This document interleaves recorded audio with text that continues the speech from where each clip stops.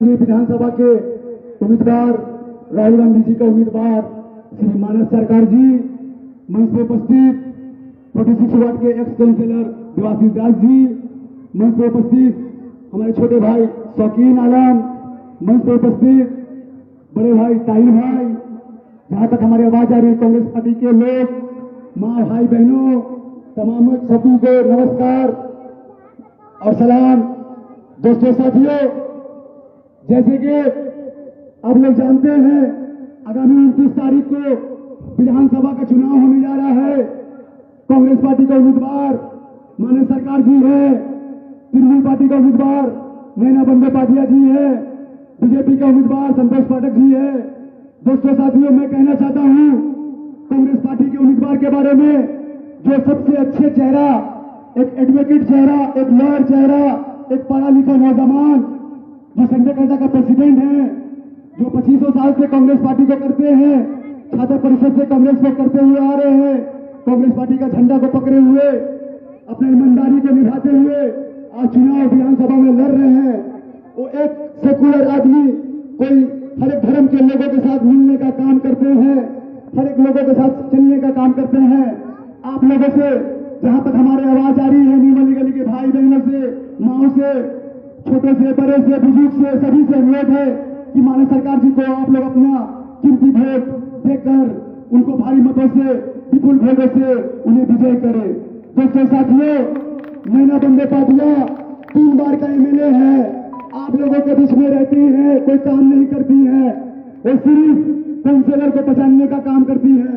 नीमली गली के तमाम लोगों को मैं पूछना चाहता हूँ, होकर भाइयों से मैं पूछना चाहता हूँ, दुकानदारों भाइयों से पूछना चाहता हूँ, जहां तक हमारे आवाज जा रही है माँ भाई बहनों से मैं पूछना चाहता हूँ, वो 3 बार एमएलए रहने के बाद कितने बार आती है नीमली गली में, कितने लोगों को पहचानती है, कितने लोगों के दुख तकलीफ में खड़ी होती है, वो कुछ भी काम नहीं करती है। अगर आप लोग से वोट मांगने जाती है नैना बंदोपाध्याय, आप लोग का हक है, आप लोग उनसे सवाल को पूछिए कि आप क्या करेंगे वोट लेने के बाद, जीतने के बाद, आपका परिवार के लिए, आपके बच्चों के लिए, आपके भविष्य के लिए क्या करेंगी, वो क्या काम करेंगी, ये आपको पूछना होगा। आप लोग का हक है, ये नहीं कि वो 3 बार से एमएलए है तो उनको जिताना है, ममता बनर्जी का कैंडिडेट है तो उनको जिताना है, नहीं, आपको फैसला करना है। 46 वार्ड के लोगों को फैसला करना है कि वो क्या काम करती है। वो अगर काम करती है तो आप उसको वोट दीजिएगा। वो सिर्फ कोई पूजा होगा या कोई खेला होगा तो एक बार आएगी, सिर्फ प्रोटोकॉल निभाने के लिए काउंसिलर के हाथ पकड़कर सिर्फ देखा करके चली जाएगी।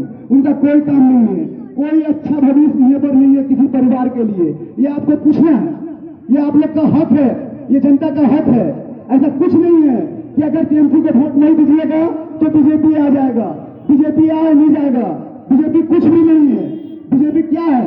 बीजेपी बहुत राज्यों में बीजेपी का सरकार है, बीजेपी कुछ नहीं कर पाता है। मैं आप लोगों को कह दूं, अगर बीजेपी को कोई हरा सकता है तो वो सिर्फ राहुल गांधी है, वो जातीय कांग्रेस पार्टी है, ये कांग्रेस पार्टी ही हरा सकता है। तो मैं आप लोगों से कहना चाहता हूँ कि कांग्रेस पार्टी को हाथ को मजबूत करिए, कांग्रेस पार्टी का प्रार्थी मानस सरकार जी को हाथ को मजबूत कीजिए।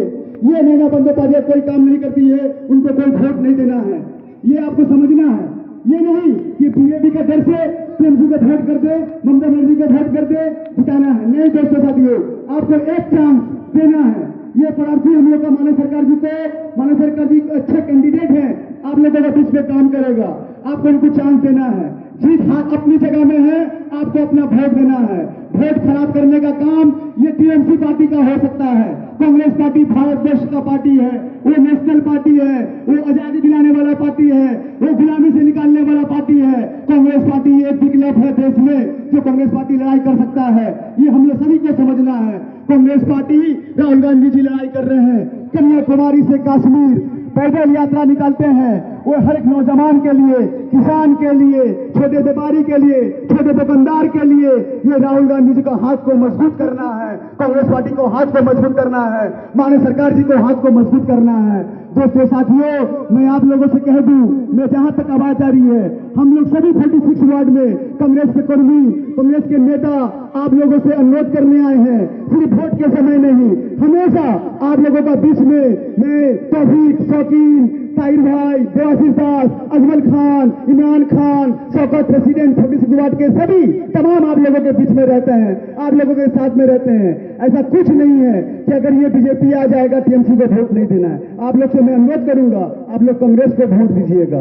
दोस्तों साथियों, बीजेपी का जो कैंडिडेट है वो संतोष पाठक, उसका चेहरा आप लोग जानते हैं, आप तमाम लोग उनको चिनते हैं। उन्होंने कांग्रेस पार्टी का हाथ को 30 साल 40 साल कांग्रेस पार्टी को हाथ को थामा।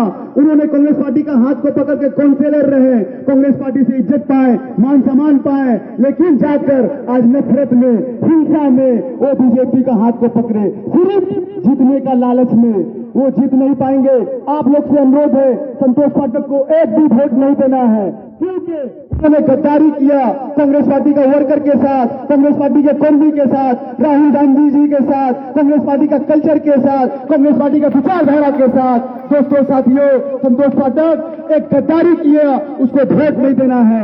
मैं आप लोगों से कह दूं, आने वाला 6 महीना का बाद आप लोगों देखना, कांग्रेस पार्टी आएंगे पीसीसी में, हाथ जोड़कर कांग्रेस पार्टी के सामने में बोलेंगे कि हमें कांग्रेस पार्टी में ले लो, कि बीजेपी का विचारधारा एक नफरत का है, एक हिंसा का है, एक मंदिर का, एक मस्जिद का नफरत फैलाने वाला है। कांग्रेस पार्टी एक सेक्युलर पार्टी है, कांग्रेस पार्टी एक मोहब्बत देने वाला पार्टी है, कांग्रेस पार्टी एक जोड़ने वाला पार्टी है। आप लोग से मैं कह दूं, अपना वोट माननीय सरकार जी को देना। बीजेपी का जिस तरीका से देश में नफरत, महंगाई जिस तरीका से बढ़ चुका है, बेरोजगारी, नौजवान जिस तरीका से नोटबंदी करके काला धन पूंजीपतियों को अमीर बनाने का काम नरेंद्र मोदी जी ने किए, सिर्फ अपने मित्र दोस्तों के साथ आपने देखा अंबानी अडानी के हाथ में भारत को बिक्री करने का काम सिर्फ नरेंद्र मोदी जी कर रहे हैं, अमित शाह जी कर रहे हैं। वो पेट्रोल पंप हो, LIC हो, भारत का हर एक चीज जो कांग्रेस पार्टी ने बनाने का काम किया था, वो आज बिक्री करने का काम नरेंद्र मोदी जी सिर्फ जुमला देके एक धर्म को दूसरे धर्म से लड़ाने का काम सिर्फ मोदी और अमित योगी शाह ये लोग का काम है। इसका प्रचार में नहीं जाना। ये बंगाल का मिट्टी है, ये कोई यूपी बिहार का मिट्टी नहीं। ये बंगाल में बंगाली भाई, हिंदू भाई, मुसलमान भाई, हर एक भाई, सिख ईसाई सिर्फ मोहब्बत के साथ रहते हैं। यहाँ पर नफरत नहीं, यहाँ पर हिंसा नहीं। ममता बनर्जी का चेहरा और बीजेपी का मोदी का चेहरा, दोनों का चेहरा ही एक है।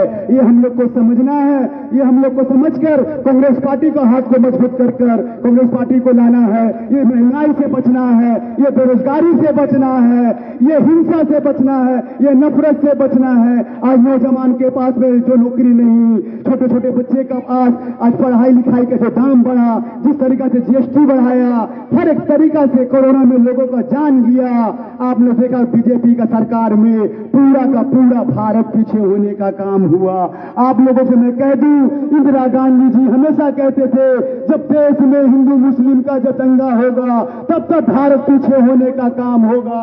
आज वही भारत पीछे होने का काम हो रहा है। इससे भारत को बचाना है, ये 846 को बचाना है, ये चौरंगी विधानसभा को बचाना है, माननीय सरकार जी को लाना है।